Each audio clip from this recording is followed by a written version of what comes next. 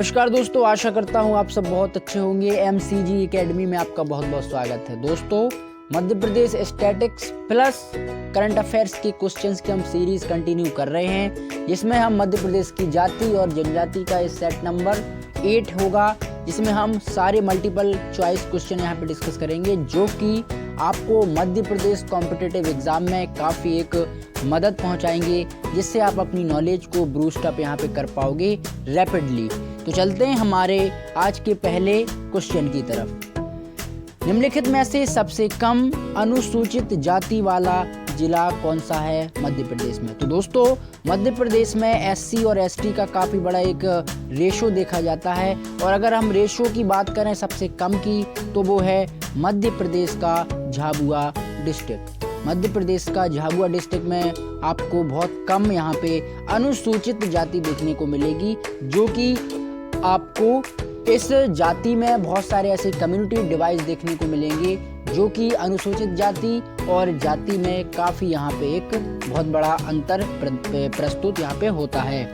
Next question, Madhya Pradesh के आदिवासियों में किन महिलाओं को गोघारिन कहा जाता है? दोस्तों, गोघारिन जो एक वर्ड है, ये महिलाओं को शो करता है जो महिलाएं कला चित्र और जिनके पास एक ऐसी अद्भुत कला होती है, जो कि अपनी उस कला के माध्यम से लोगों के अंगों पर यहाँ पे चित्रण करते हैं, लोगों के अंगों पर विभिन्न प्रकार के यहाँ पे चित्र बनाते हैं, जिनको अपन सिंपल भाषा में गुदना के नाम से जानते हैं। तो दोस्तों, इन महिलाओं को यहाँ पे कहते हैं गुदना कलाकार, और इसको इंग्लिश में हम कहेंगे टैटू आर्टिस्ट। जो टैटू बनाते हैं महिलाएं, उनको यहाँ पे कहते हैं।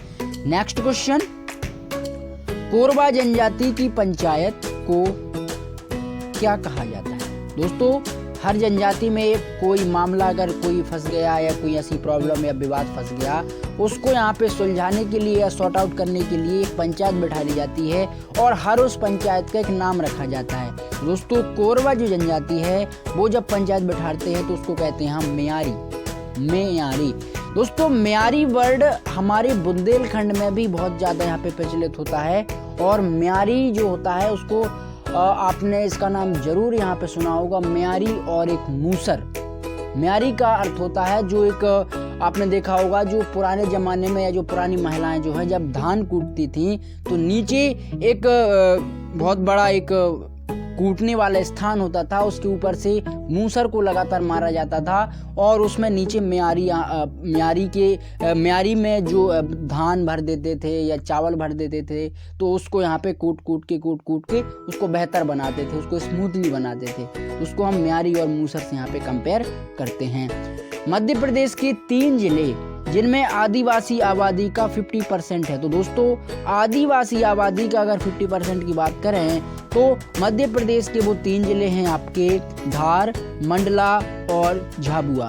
धार, मंडला और झाबुआ मध्य प्रदेश की आबादी में काफ़ी ज़्यादा यहाँ पे प्रसिद्ध हैं इन SC ST। मध्य प्रदेश में जनजाति कल्याण विभाग, जिसको हम जनजातीय बच्चों की शिक्षा की सुविधा हेतु कौन कौन सी योजनाओं को चलाता है? तो दोस्तों, मध्य प्रदेश का ट्राइबल वेलफेयर एंड डिपार्टमेंट जो है, वो बच्चों को जनरली, जो कि आदिवासी बच्चे हैं, उनको यहाँ पे बहुत सारी सुविधाएं देता है, जिनमें से आपको पाठशाला व्यवस्था, छात्रावास की व्यवस्था, छात्रवृत्ति की व्यवस्था, और कॉलेज में जो कि वो हायर अगर क्लास की कोई एजुकेशन पाते हैं या बहुत सारा अपना जो कैरियर बनाना चाहते हैं, उसमें भी जो है वो यहाँ पे ट्राइबल जो वेलफेयर है वो इनके लिए काफ़ी मददगार सिद्ध होता है, काफ़ी यहाँ पे मदद करता है।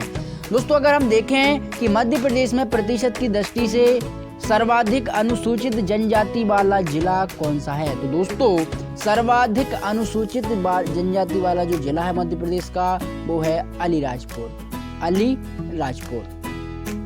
सर्वाधिक अनुसूचित जनजाति वाली जनसंख्या का प्रतिशत मध्य प्रदेश में कौन से जिले में है?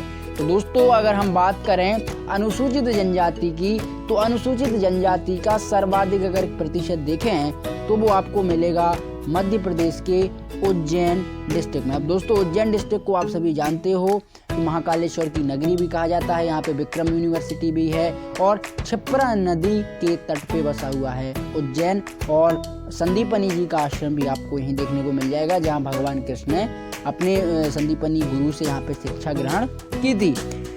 मध्य प्रदेश में मान्य अनुसूचित जनजाति की संख्या क्या है? अगर हम टोटल एक रेशो निकालें और ये रेशो में देखें कि भैया मध्य प्रदेश में जो यहाँ पे शेड्यूल ट्राइब है उसका कितना यहाँ पे प्रतिशत है, यानी एसटी का जो प्रतिशत है वो कितना है या कितने परसेंट लोग यहाँ पे रहते हैं, तो वो है 46%, यानी 46% जो एसटी की कम्युनिटी है वो यहाँ पे निवास करते हैं। कौन सी जनजाति वन्य प्राणियों के शिकार एवं अन्य अपराधों के लिए अधिक जानी जाती है? तो दोस्तों अगर सबसे ज़्यादा कोई जनजाति है जो वन्य प्राणी या जो जंगलों के जीव है उनको शिकार करती है वो है आपकी परधी, यानी जो आपकी पारधी जनजाति है। इसका एक शौक होता है अपना कि जीवों को, जो जंगल में जीव रहते हैं, चाहे वो शेर हो, चीता हो या फिर आपका हिरण हो, इन सभी के शिकार करने का आपस में इनका शौक होता है। इनकी वो एक आपस में मानसिकता, ऐसी मेंटेलिटी होती है कि हम अपनी कम्युनिटी के यहाँ पे स्टैंड ले रहे हैं इनका शिकार करके। मध्य प्रदेश के किस जिले में जनजातियों की संख्या यहाँ पे आपको प्रतिशत से अधिक देखने को मिलेगी? तो दोस्तों एक अनुमान लगाया जाता है कि कौन से जिले में कितने प्रतिशत जनजाति है, लेकिन अगर वो जनजाति उस प्रतिशत से अधिक हो या फिर अधिक जाने की वो कगार पर हो तो उसको हम कहते हैं धार डिस्ट्रिक्ट। यानी धार डिस्ट्रिक्ट में देखें तो अगर मध्य प्रदेश का जो डाटा है उसके अकॉर्डिंग 50% है, तो एक एक्चुअल में अगर हम देखें तो अनुमान के तहत तो वहाँ पे 52-55% आपको देखने को मिलेगी, यानी अनुमान से ज़्यादा। मध्य प्रदेश में कौन सी जनजातियाँ ऐसी हैं जो मध्य प्रदेश में पाई जाती हैं? ऑलमोस्ट वो सबसे पॉपुलर और प्रसिद्ध जनजातियाँ हैं। तो दोस्तों मध्य प्रदेश में आपको बेगा, सहारिया, गोंड, संभाल, कोरकू, ये सभी प्रकार की जनजातियाँ मध्य प्रदेश में देखने को मिल जाएंगी। Next question. अब इसमें क्वेश्चन में दोस्तों हम जोड़ी मिलान करेंगे, जिसमें आप भी थोड़ा पॉज करके इसको यहाँ पे आप अपने आप से यहाँ पे सॉल्व कर सकते हो। तो अगर आप देखें कि छिंदवाड़ा कौन सी जनजाति के लिए जाना जाता है, मंडला कौन सी जनजाति के लिए जाना जाता है, झाबुआ कौन सी जनजाति के लिए जाना जाता है, तो इसका जो सही मिलान होगा वो है 2314। तो दोस्तों इसका जो राइट आंसर है वो ऑप्शन नंबर सी, यानी अगर हम देखें तो जो पहले का राइट आंसर है वो है यहाँ पे ए का यहाँ पे ऑप्शन नंबर 2, यानी अगर देखें छिंदवाड़ा में भारिया, उसके बाद आपकी मंडला में पाई जाएगी गौड़ जनजाति, झाबुआ में पाई जाएगी भील जनजाति, शिवपुरी में पाई जाएगी आपकी यहाँ पे सहारिया जनजाति। Next question. मेटा कोई तुर किसकी उपजनजाति है? तो दोस्तों इस शब्द जो है काफी महत्वपूर्ण है। मेटा कोई तुर ये शब्द जो है ये प्रचलित होता है माडिया जनजाति के लिए, मेटा कोई को तुर। निम्नलिखित में से कौन सी जनजाति मध्य प्रदेश में नहीं पाई जाती? तो दोस्तों गौड़ जनजाति मध्य प्रदेश में आपको देखने को मिल जाएगी, उसके बाद आपको भील जनजाति देखने को मिल जाएगी, लेकिन जो जनजाति प्रमुख है वो है आपकी टोडा जनजाति मध्य प्रदेश में आपको देखने को नहीं मिलेगी, आपको छत्तीसगढ़ वाले रीजन में देखने को मिलेगी। Next question. यहाँ पे आपको जनजाति और उनकी विशेषताओं को यहाँ पे मिलान करना है कि कौन सी जनजाति की क्या प्रमुख विशेषता है। तो इसका जो राइट आंसर है वो है यहाँ पे ऑप्शन नंबर सी, यानी अगर हम देखें कि भैया जो खेरवार जनजाति ये जनरली जो कत्था बनाने का कार्य यहाँ पे करते हैं।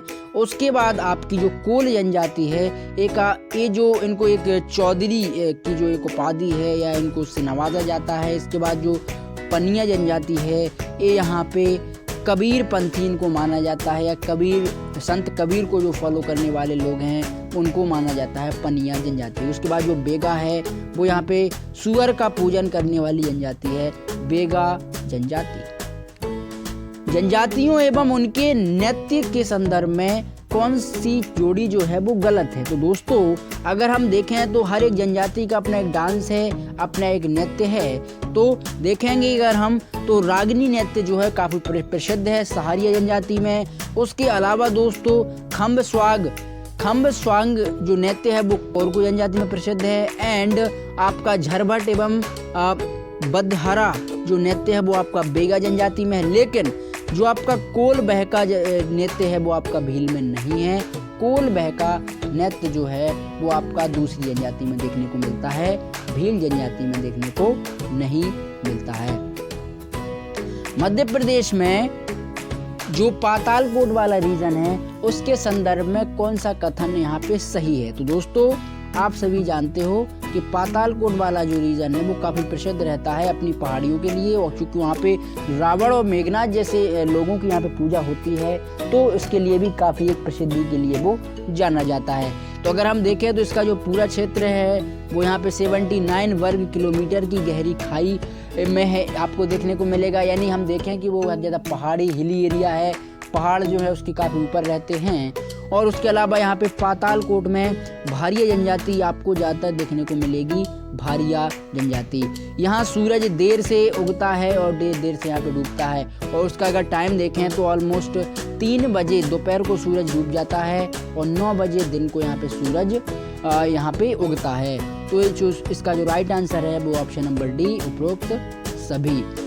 नेक्स्ट क्वेश्चन, जनजातियों एवं उनके संदर्भ में कौन सा ऐसा कथन है जो कि सत्य है। तो हमें यहाँ पे मिलान करना है कि कौन सी जनजाति का कौन सा अपना एक रुख है और किस बेसिस पर वो यहाँ पे सही है। तो इसका जो राइट आंसर है दोस्तों वो ऑप्शन नंबर बी।